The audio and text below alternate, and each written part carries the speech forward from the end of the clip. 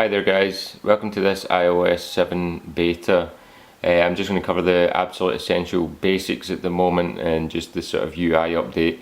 We'll put a separate video up for a more in-depth look at the stock apps and how they've changed and the things you can do with the new operating system. So basically this is now your lock screen. So what I'm going to do here is I'm going to have to zoom in and show you the dynamic background that sort of moves independently when you rotate your phone. Gives a kind of 3D effect to your icons and your clock there. As you can see, it moves independently when you rotate the phone up or down, left or right.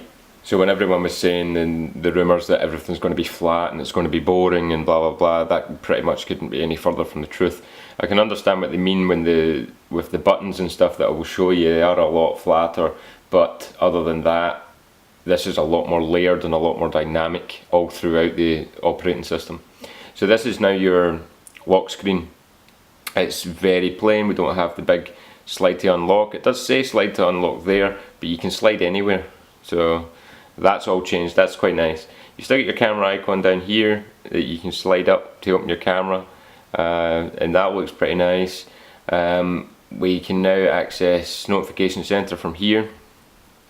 We also have the famous jailbroken setup that has finally arrived, where we've got airplane mode, Wi-Fi on and off, Bluetooth on and off, do not disturb mode, lock rotation, a brightness slider, your iPod and volume slider, airdrop and airplay. You got a flashlight button now, and you've got calendar, calculator, and your camera button again. So all that's very, very nice. Slide to unlock, as I say, and there you have the new setup. The icons are a lot flatter. Obviously I've got I've got some apps from the App Store that the icons are a wee bit more detailed. They actually now look a wee bit more out of place with the whole UI. What I would like to say is when I unlock them, the icons don't slide down altogether. They all come in sort of in their own time. If you watch it here, that's quite nice. I think that's pretty good.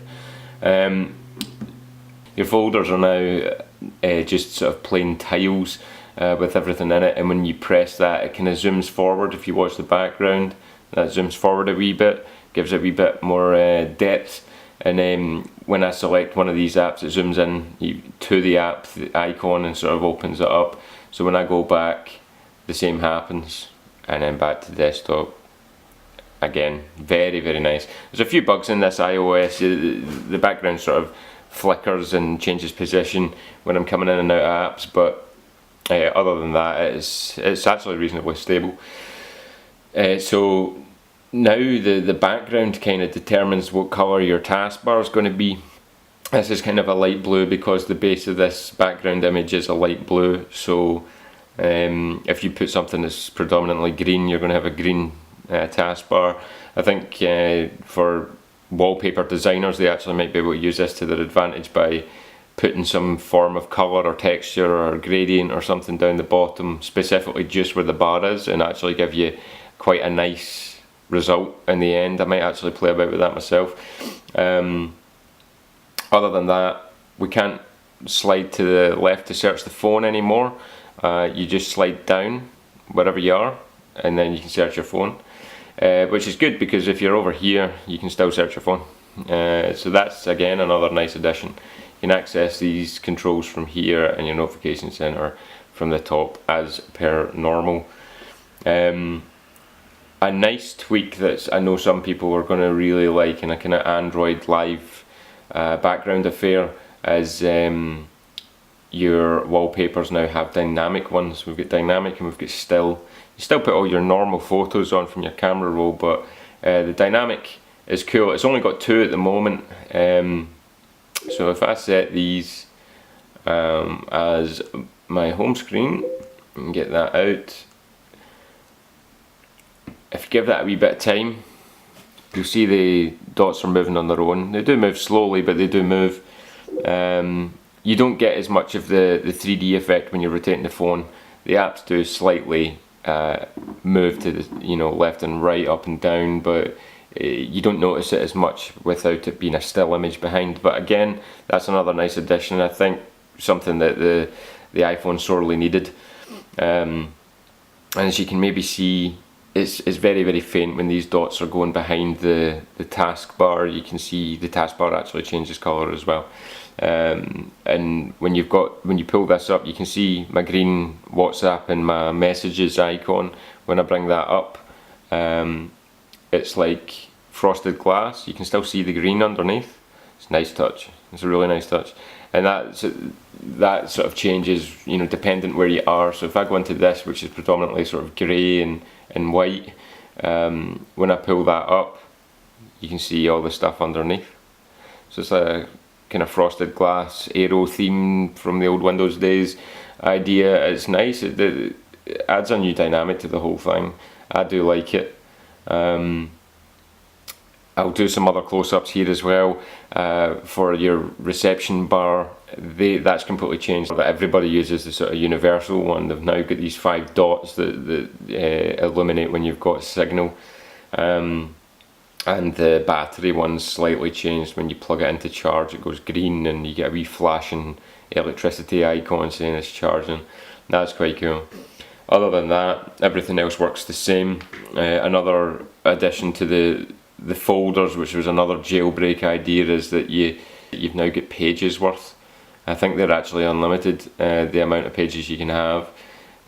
So if you've got a ton of games, you can have them all in the one place, and that's limitless, and that's a nice addition as well. In accordance with everything else, basically the entire UI from start to finish of this has completely changed. It's very white, very clean and sort of clinical, but it really did need updated. I was kind of getting tired of the big buttons and the grey buttons. They seemed out of date to me. So this is them now. They're just sort of, they're smaller, they're thinner, they're slimmer. These ones are all sectioned into their own little bits. It's tidy, it's nice. The transitions between are very nice as well. Everything goes there, and you can swipe from the side to get back. So you don't need to go up to the back button, which technically isn't a button anymore. It just says, it's just a word. This wee section is the button, but it's not you know, a graphic button or anything like that. So it's just part of the screen, which is actually really nice. I like that. No major other features seem to be present in my opinion. Like there is nothing majorly crazy groundbreaking. Everything just has an overall look change. But what I'll do is in the next video I'll go in depth with. So what I'll do for you in the next video is I'll go over the changes to things like Safari and calendar and photos and whatnot. You'll have seen it in the press conference, but it's sometimes nice to see it again, sort of getting used in the beta version. So if you like this, give me a thumbs up, subscribe, and get watching the other stuff. Thanks very much for your time. Cheers.